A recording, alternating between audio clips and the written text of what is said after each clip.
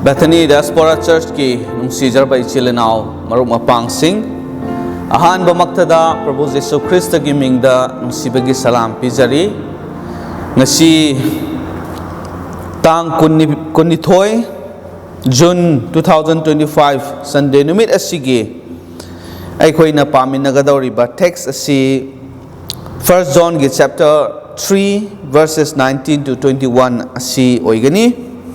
Maruaina Eikoina yengadabasi karino hairaga. And by this we know that we are of the truth. Masina Eikhoi Achumba da lay haibasi Khanggani haibagi matang asida Eikhoi yengani. Ichilinaw sing Manipuri ki Bible da ay pathok sage mayamna Puning Sengna munna tamin nasi 1 John ki chapter 3 19 dagi hauraga Asumna Eikhoi Achumba Adugini amasung Eikhoi ki thamoi si mahakki mangda ingthana lay haiba Eikhoi na Sengna Khanggani Eikhoi gi thamoi na Eikhoi bu lan halabadi Ishorna Eikhoi gi thamoi dagi he na chawi aduga maram pumnamak khangi achan basa Eikhoi gi thamoi na Eikhoi bu lan handrabadi Ishor gi mangda Eikhoi gi pukning lumi ichilinaw sing Eikhoi si karamhai na Achumba da lay haibasi khangbangami natraga khangbangam gadage haibasi Eikhoi na hangba yaba question ni madugi matang da Apostle John na Eikhoi gi damakta masida takpire masi Eikhoi na munna khanminaraga masidagi Eikhoi na tasengna Eikhoi si achumba da lay haibasi Natraga achumba da Eikhoi laite haibasi khangmangamgani. How may we know that we are of the truth? Karamaina Khanggani achumba da laiba laitabasi. This is a problem that may encounter, right? Haibadi achumba da laiba laitaba sigi matang da chingnaba bahap tabangam daba asigi problem asi Eikhoi thingnaba yai. Aduna Apostle John na masi explore tauraga mahak na thidok masigi matang asida hen na makhata na Eikhoi da takpiba aduni ichilinaw sing Eikhoi achumba da laite haibagi matang asida Eikhoi na khanba matamda problem ama chauraba problem ama laibasi Eikhoi na uba phangani madudi karino the problem of doubts. Chingnabagi masigi problem si uba phangi. Doubts haibasi chingnaba haibasi yamna kaman oiba. Amani. John the Baptizer, John the Baptist haina Eikhoi na khangnaba Mark adunasu chingnaba asigi problem asida lairami. Matthew chapter 11 da Eikhoi na paba kan uba phangmani Jesu Christ mahak na kaisum sangda laikhraba matam aduda mahak ki sabok sing adu Jesu gi manak ta tharaga nahak asi lakadaba adu oibra natraga atopa ama yengkhora haina hanghalle doubt problem of doubt ni Aduga Matthew 14 to 32 14 Matthew chapter 14 gi 32 se Eikhoi na paba kan dasu Peter Apostle Peter na su chingnabagi problem asi mangonda lairambasi Eikhoi na ui Aduga ichilinaw sing masigi chingnabagi problem asi doubt ki problem asi masi Eikhoi dasu oithokpa yabani oiba yaba personal doubts lairamba yai Aduna what is involved when doubts appear? Aikhoina chingnaba leire haibasi khangba matamda masida karino involved tawba yauribasi aikhoina yengba tarabadi the mind aikhoigi wakhal asi involved tawbani aikhoigi wakhal sisu yaubani masida aduga the heart is involved aikhoigi thamoi sisu masigi chingnaba sida yauribani unbelief sets in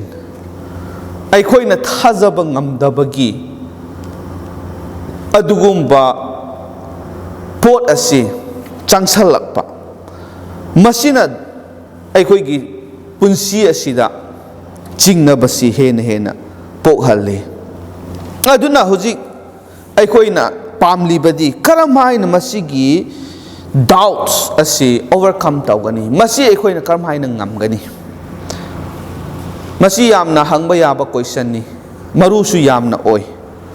aduna the context of 1 John asi aikhoina yengba kanda 1 John gi context asi yengba kanda Apostle John na kari hai the call to practice love nungsibasi na khoi tau haibani and the call to care for people in need awaba tariba nangduna lairiba mising maru aina thajabada ichilina oiriba singbu care tauba makhoi gi damakta khanbiba aduga mating pibiba asi tau haibani masigi damakta aikhoi bu kawi the call to look at deeds and not words aikhoina thabakta khuding makse pangthokpa ngamnanaba aikhoi bu su pukning thogatpi aduna Apostle John gi goal magi pandam se karino Apostle John na masi iba matamda magi pandam kharalai madudi to find assurance thazabada oirabasu achumbada laiba laitabasigi maramda oiragasu assurance chingnaba laitaba yamna sengna khangba adubu mahakna thibani madu thidokpa haibasi magi pandamni aduga to be certain that we are of the truth aikoi se tasengna achumba aduda leire haibasi khangba amadi maduda lengdana aikhoina thazaba uba ngamba khangba ngamba asibu mahakna pamjaba mahakna thiriba tawriba aduni aduga mahakki pandam aduni aduda masida magna kari hai magi advice ase what was his advice Apostle John gi advice by practicing truth we can know that we are of the truth achumba aduda aikoi lei haibase karamaina khangani haiba kanda achumba adu tauraga achumba duda aikoina hingba matam aduda aikoi achumba da leire haibase masi aikoina uba khangba ngamgani yamna mayek sengi aduga by practicing love we can know that we are abiding in God's love aikhoina nungsiba haibase aikhoigi punsida leiba matamda mibu nungsiba ngamba matamda aikhoi si ishorgi nungsiba manung aduda leiri haibase masida aikhoina khangba ngamgani chilinausin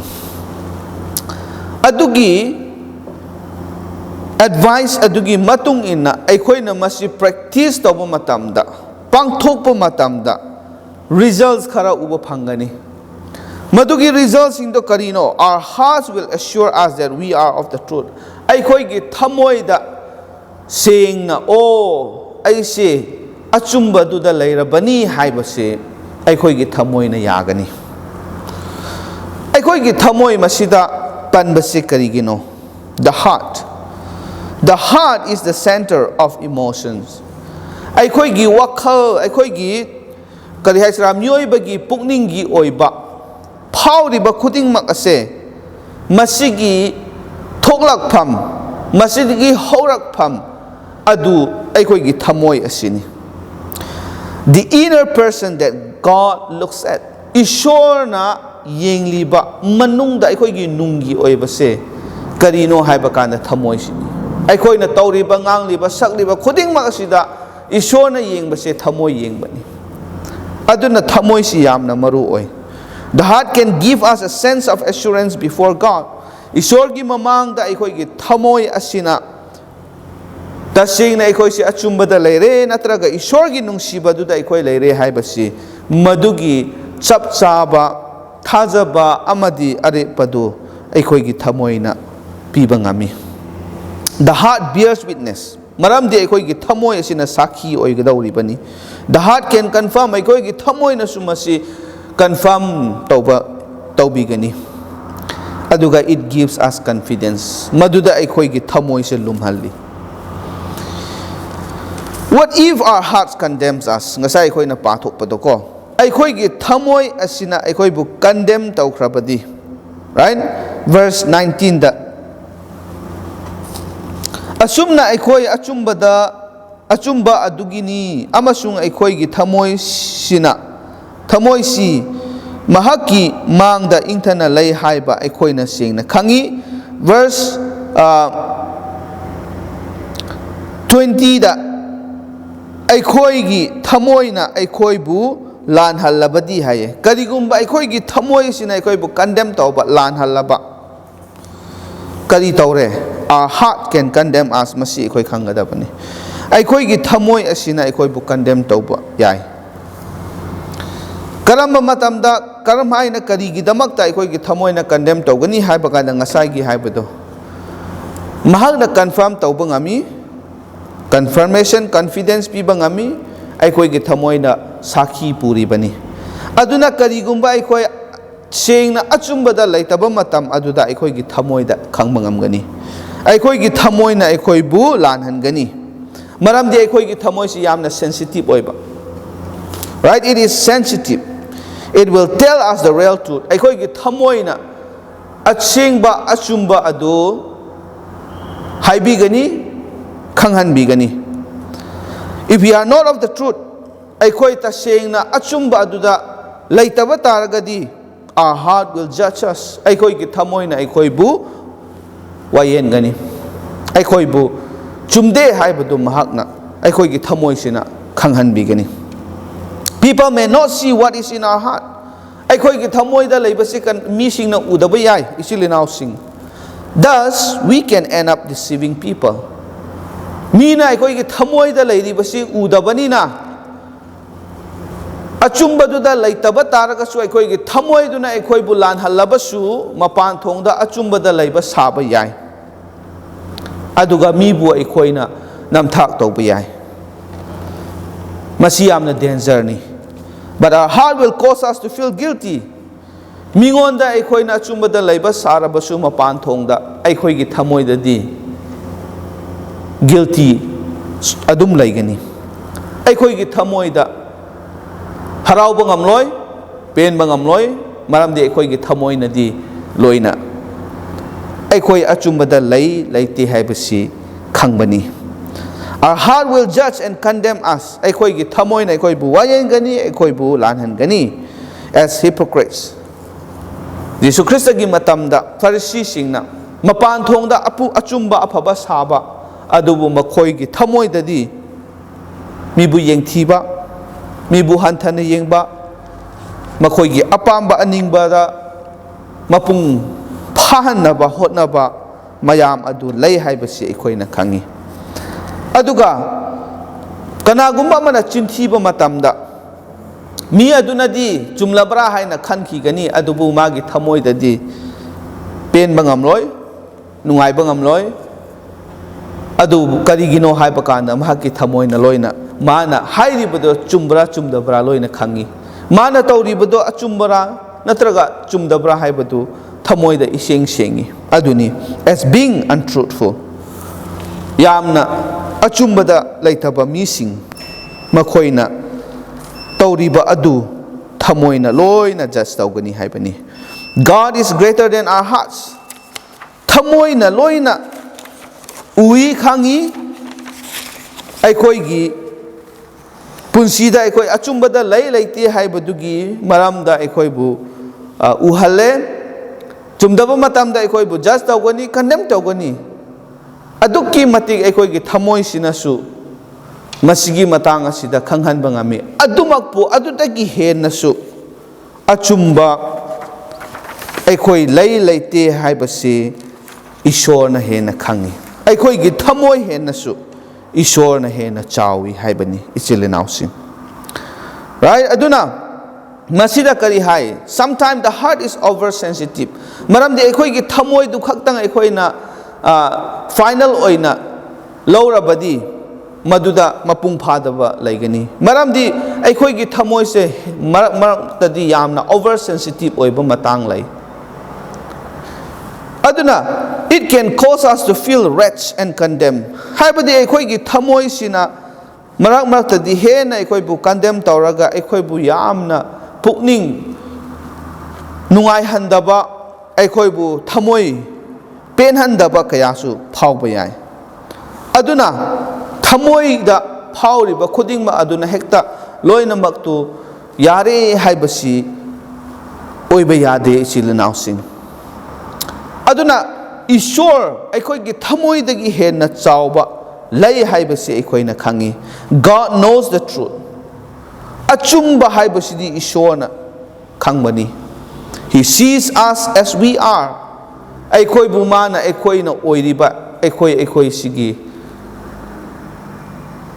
punsigi leiriba asigi matungina aikhoi bu loi na khangi ui aduga there is forgiveness with God ishorda ngakpiba kokpiba do lai aikhoi gi thamoi dadi judge tawgani condemn tawgani achumba duda laitaba matamda adubu henna chawriba thamoi dagi henna su chawriba ishor adunadi achumba do loina khangi takpi gani aikhoi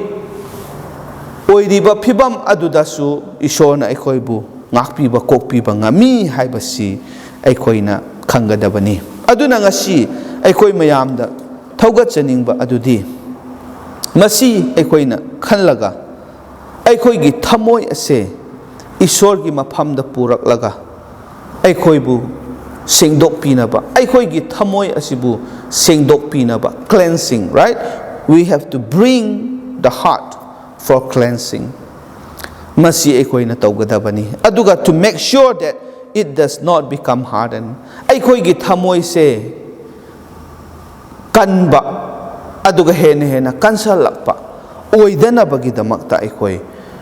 masigi lambi ase thigadabani and to train the heart to be sensitive to the Lord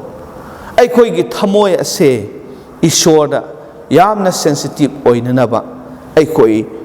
train tawba darkar oi aikoi gi thamoi se aikoina train tawba mathau tabani natragadi henna oversensitive oiba natraga akhoi gi thamoi sin akhoi bu condemn pangdau tauba mayam ama su thokpa yai aduna akhoi gi thamoi se train tawraga ishor da oina henna sensitive oiba ishor gi wahai taningba ishor gi achumba khangningba ishor ga naknaba adugumba thamoi du oina naba akhoina train tawbani tawgadabani aduga aroibada to guard the heart carefully aikhoi gi thamoi se aikhoina guard tawba mathau tai yengsenba darkar oi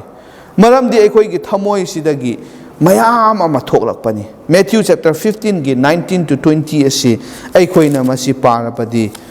thamoi sina kyamu akai basu thohanba yabra haibasi aikhoina uba phangbani aduna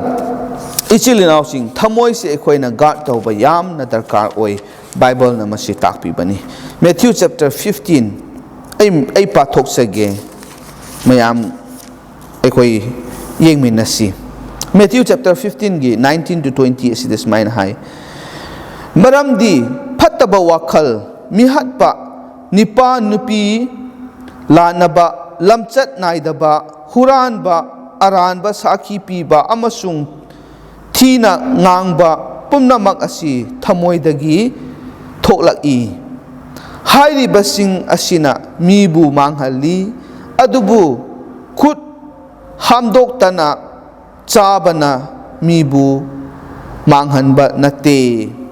ichil inausing masida Eikhoi phajana takpirabani Eikhoi gi thamoi sidagi mayam asi hujiki hairiba amotpa mayam asi thoklakpani aduna Eikhoi gi thamoi se yamna chekshinna guard tauba yengshenba darkar oi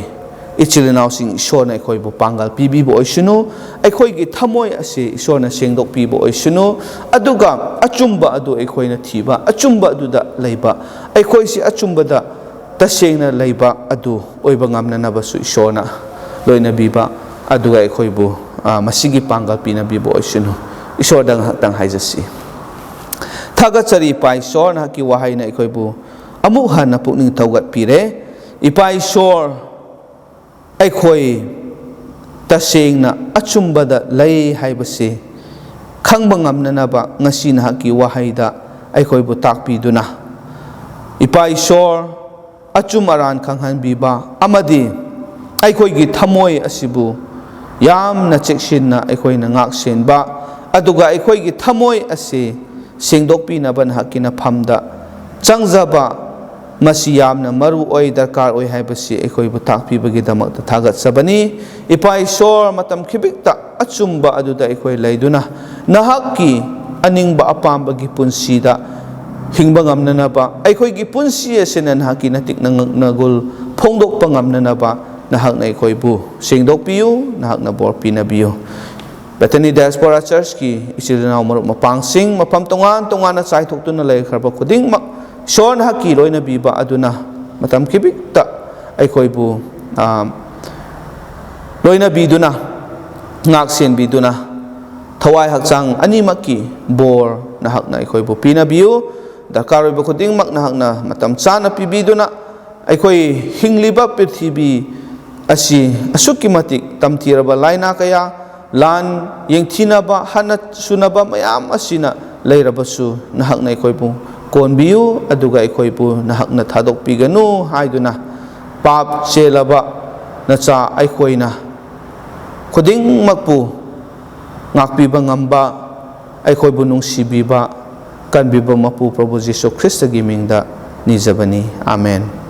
Thank you isor na mayam bu hena bor pinabi bo oisinu amen.